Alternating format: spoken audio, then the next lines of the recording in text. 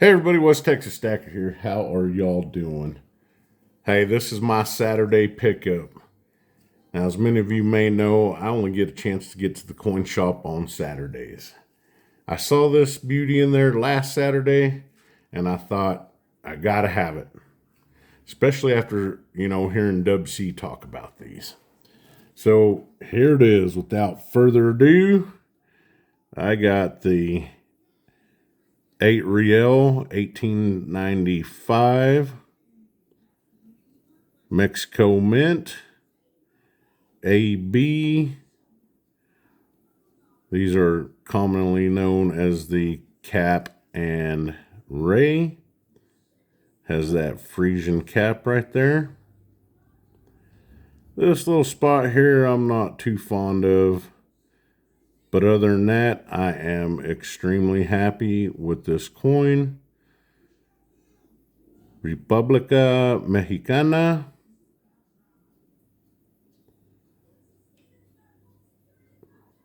I think it's absolutely beautiful.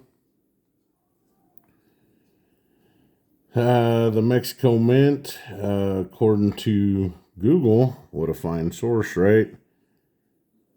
Minted between 47,000 and 761,000 of these.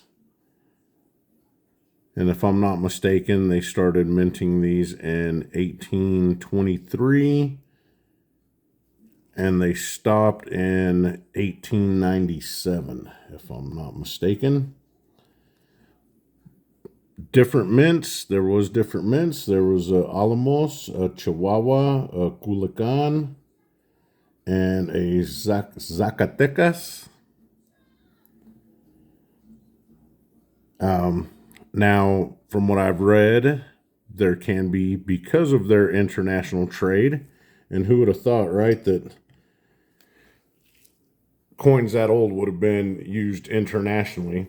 Kind of like the Spanish 8 reals with the chop marks, right? Well, these were pretty much used for the same thing in the Asian markets. They were some of these, and I believe most of them that were made it that far were from Zacatecas.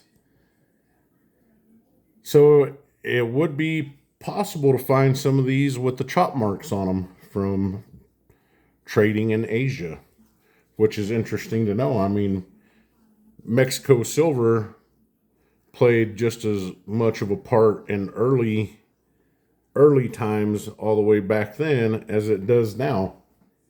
Who would have thought, huh? Anyhow, it's 90% silver. All around, just a lot of history with these, right? I'm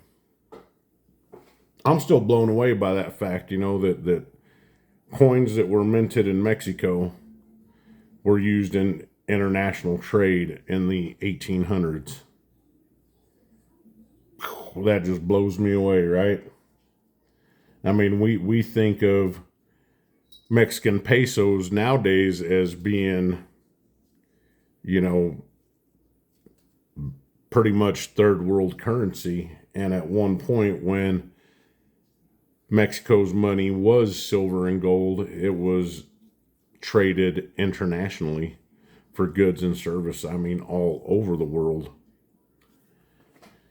I know I'm not doing as good of a job as Dub C could do on this. That guy is a wealth of knowledge. He's just like a well, the deeper it goes, the more knowledge he has.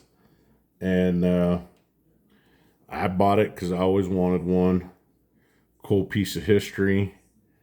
One of these days, I'm going to have to set aside some time and actually go through some of my more numismatic type pieces of silver and gold and actually keep them separate in a box and make a spreadsheet. So if anything ever happens to me, God forbid, then at least Mrs. or the kids will know what some of this stuff is worth. These are pretty commonly found around the $100 mark, I believe, and that's depending on condition. Like I said, I'm not too fond right there. But what are you going to do, And all in all, I don't think it's warranty that bad. I mean, you can read the Libertad right there on the cap. The rays look to be in good condition. The breast feathers on the eagle show a little bit of wear, but I mean, what do you expect from a coin that's 131 years old, right? Anyhow, if y'all made it to the end of this, y'all freaking rock. God bless everybody. Hope you enjoyed. Have a great week and keep looking. I mean, I've first time I've ever seen one of these in the vault there here in Odessa, Texas, and I just had to pick it up. Tell me what you think. Did I do a good or was it a bad trade? Let me know in the comments. God bless everybody.